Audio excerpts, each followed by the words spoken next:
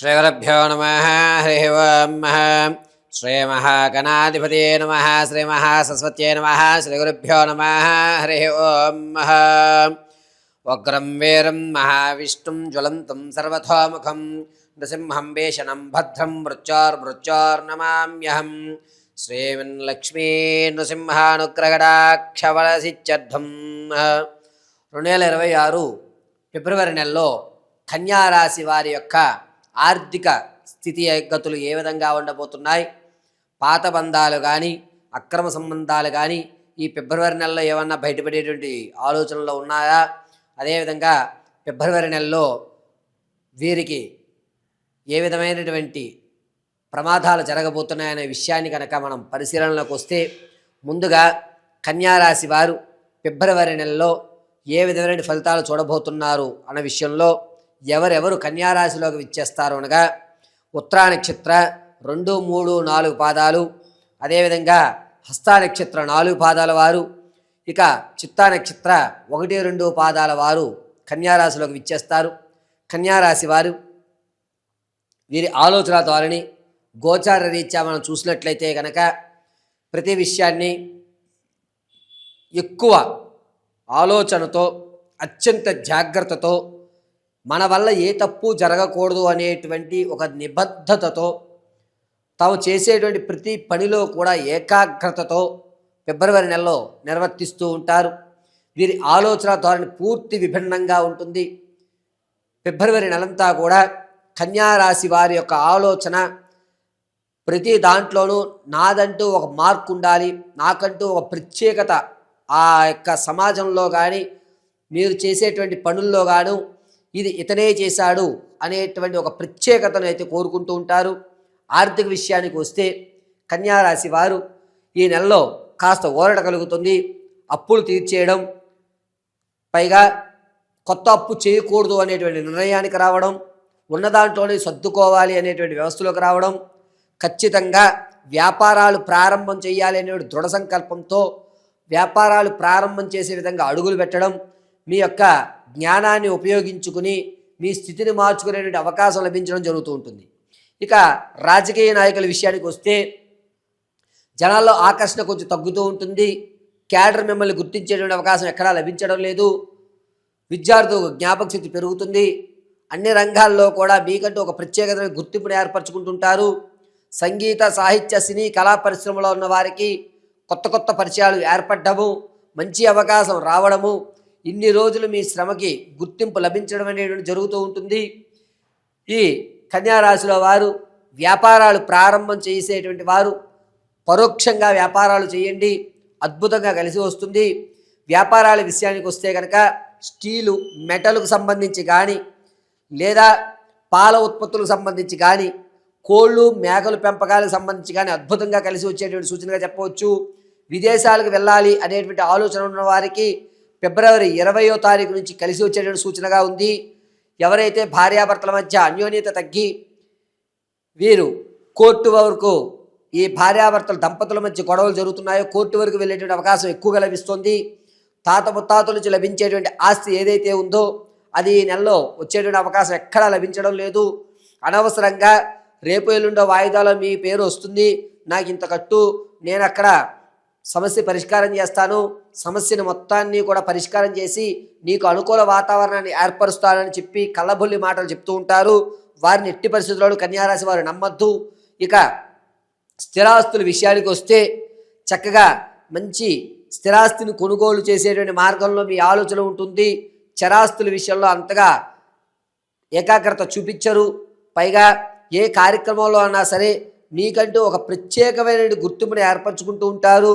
ప్రతి విషయాన్ని కూడా చాలా జాగ్రత్తగా ఈ సమస్యకి ఏ పరిష్కారం అయితే లభిస్తుందో దానివల్ల అందరూ బాగుంటారో అటువంటి నిర్ణయమే నేను తీసుకోవాలి అనే నిర్ణయాల్లోకి వస్తుంటారు.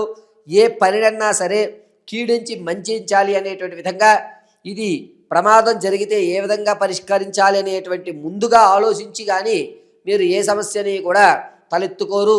పైగా ఎక్కడైతే మీకు ఇంతకుముందు అవమానాలు జరిగాయో ఆ అవమానాలు జరిగిన ప్రతి చోట కూడా మీరు సబాష్, నీ వల్ల ఈరోజు ఈ సంస్థ నిలబడింది అనేటువంటి మాట అనిపించుకుంటుంటారు.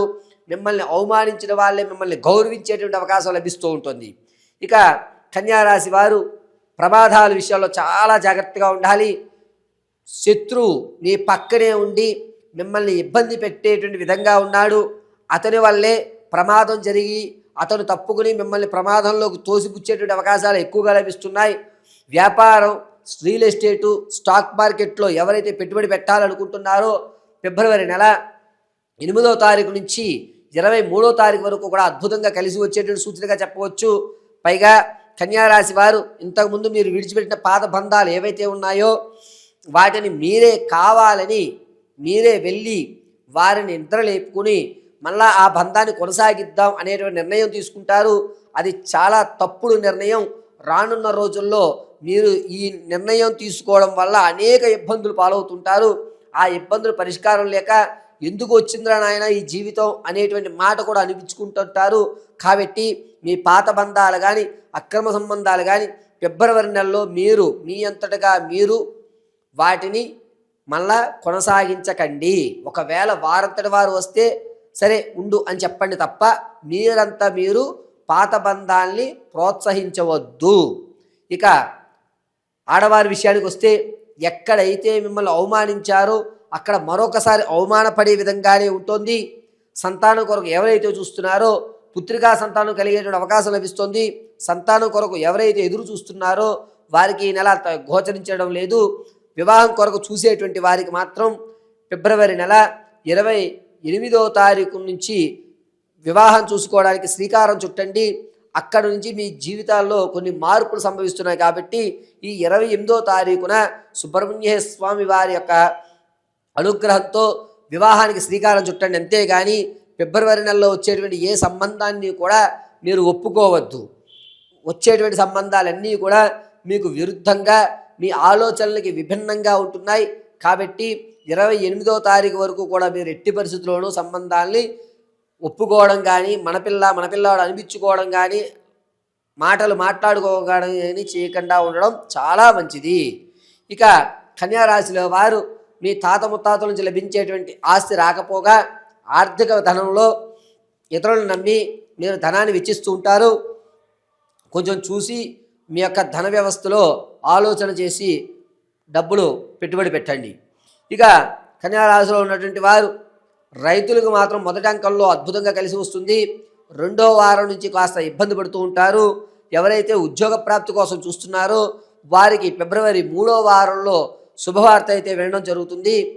ప్రమోషన్ల కోసం ఉన్నటువంటి వారు మీ ప్రమోషన్లో ఆగి మీరు అనేకమైన ఇబ్బందులు పడేటువంటి విషయంలో నడుస్తుంది. ప్రమోషన్ లిస్టులో మీరు ఉన్నా సరే మిమ్మల్ని కావాలని తప్పిస్తూ ఉంటారు. కాబట్టి ప్రమోషన్ల కోసం బాగా ఆశపడేటువంటి వారు ఈ నెలలో ప్రమోషన్ రాదు అనేటువంటి నిర్ణయాన్ని మీ మైండ్కి మీరు యాక్సెప్ట్ చేసుకోండి. అంతేగాని ప్రమోషన్ లిస్టులో నేను ఉన్నాను కదా నాకు ఖచ్చితంగా వస్తుంది అనేటువంటి మాట మాత్రం అనుకోవడానికి వీలు లేదు. వచ్చిన తర్వాత వచ్చింది అనుకోవాలి. వచ్చిన తర్వాత కూడా మీరు మరొక ప్రదేశంలో జాయిన్ అయితేనే మాత్రమే మీ ప్రమోషన్ కన్ఫర్మ్ అయ్యిందని చెప్పుకోవాలి తప్ప మీరు జాయిన్ అవ్వకుండా ప్రమోషన్ లిస్టులో నేను ఉన్నాను కదా అనేటువంటి నిర్ణయం మాత్రం ఎక్కడా కూడా తీసుకోవద్దు. ఇక కన్యారాశి వారు ప్రేమ వివాహాల్లో చాలా జాగ్రత్తగా ఉండాలి. మిమ్మల్ని నమ్మించి మోసం చేసేటువంటి వారు ఎక్కువగా లభిస్తున్నారు.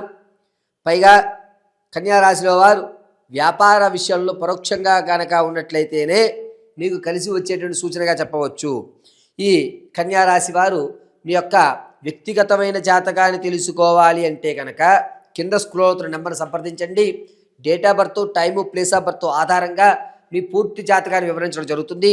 ఒకవేళ ఇవి ఏవీ లేకపోతే మీ ఫోటోని పంపించడం, దాని ద్వారా మేము అడిగేటువంటి 3 ప్రశ్నలకు మీరు సమాధానం చెప్పడం, దీని అనుగుణంగా మీ పూర్తి జాతకాన్ని అసలు ఉద్యోగంలో ఎప్పుడు స్థిరత్వం పొందుతారు, సంతాన ప్రాప్తి ఎప్పుడు కలుగుతుంది, వివాహమే యోగం ఉందా లేదా, ఈ సంవత్సరమైనా సరే మీరు అనుకున్నటువంటి గోల్స్ మీరు రీచ్ అవుతారా, మీరు విదేశాలకు వెళ్ళేటువంటి అవకాశం ఎంతవరకు ఉంది, ఒకవేళ వెళ్ళలేకపోతే పరిష్కారాలు ఏమి చేయాలి, అసలు మీకంటూ ఒక ప్రత్యేకమైన గుర్తింపు సమాజంలో ఈ సంవత్సరంలో ఎప్పుడు లభిస్తుంది అనేటువంటి పూర్తి విషయాన్ని మీకు విశదీకరించి చెప్పడం జరుగుతుంది.